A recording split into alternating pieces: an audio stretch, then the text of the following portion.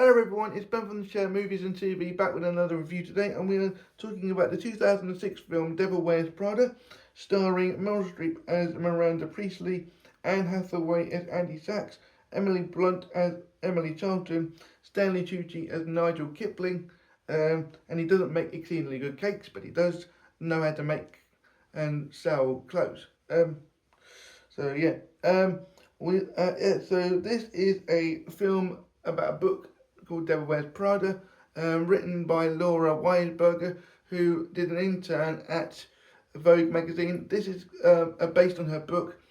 Miranda Priestley is also based on somebody called Anne Wintour, who was a writer-in-chief at Vogue magazine when she was there. So everyone is kind of scared of Miranda Priestley. As soon as she comes in the building, everyone's kind of running around trying to tidy up the office, and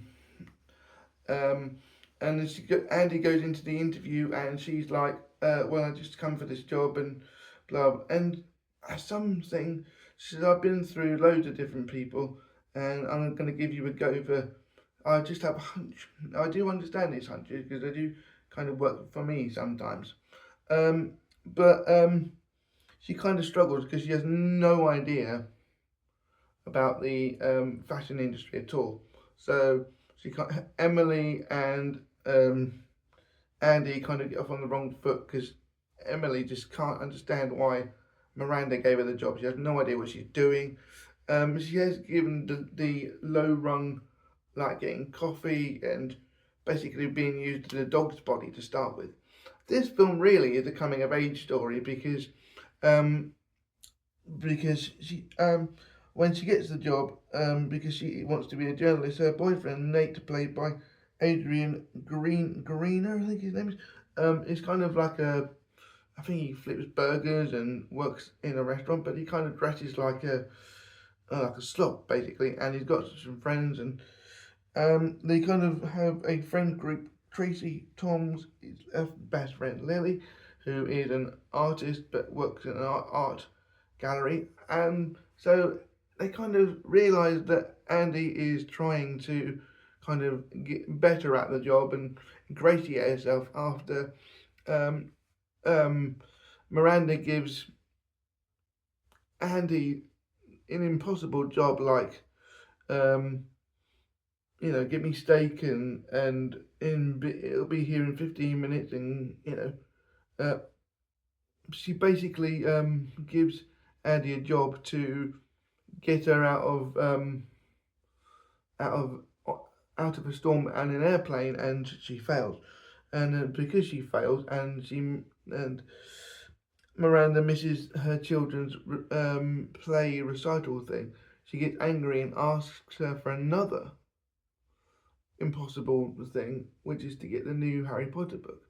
Now, I couldn't believe Harry Potter was mentioned. I presume we're talking about the Order of the Phoenix, I guess, being 2006. So probably filmed in 2005. So we probably are talking about the Order of the Phoenix. So I mean, I just she's trying to make it impossible to see if people grow. You do the impossible, then you can do anything. I think the moral. You can look at the moral either way. She's either trying to break Andy, or she's trying to make her do the impossible. I'm not quite sure which way you look at that really. But Andy meets somebody called Christian, who is a journalist who kind of she keeps bumping into it here and there. And he manages to do the impossible. This is only possible because of Stanley Tucci's Nigel, who is the art director of Runway magazine. He kind of is Miranda's right-hand man, who's always there and with a steady hand. He kind of knows what to put in the magazine, what that kind of thing. Art director, I don't know whether he kind of makes the clothes and the collections that are going to be shown to Miranda, and what to put on each page in a magazine, and designing things. He's kind of a jack of all trades, I think. But they kind of, him and Andy kind of get off, and he kind of takes a shine to her, just because of her, I don't know, he just takes a shine to her, I think. He tells her, gives her some advice, and that's where she kind of backed her ideas up with the clothes and stuff. I just, people say that this is a comedy. I don't find it funny, really. It's not a bad film because I don't find it funny, but it's more of a drama. It's more of a snapshot of the industry, of the fashion industry, and what it takes to be successful. You know, it's more um, more show than substance. Emily Blunt does a brilliant job as Emily Charlton. That kind of look down your nose, kind of bitchy tone that she's kind of made her own style with that facial expression. Because that's kind of what she's kind of known for in her early career. Um, that kind of bitchy, devil in distress kind of thing from the Jungle Cruise and this. And the only time that I haven't seen her play something like this is Mary Poppins, where she's kind of more likable. But Emily Blunt kind of can do kind of either, but she's more known for this.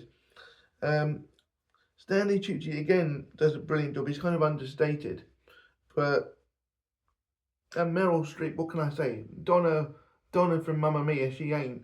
This is a hard nosed bitch who just runs the place with an iron fist. Um, the music is great. Starts off with Katie Turtle's "Suddenly I See," which is an uplifting song, kind of get up and go, kind of New York type of thing. And then we have Madonna's Vogue. I don't think Madonna would go to McDonald's, but that way.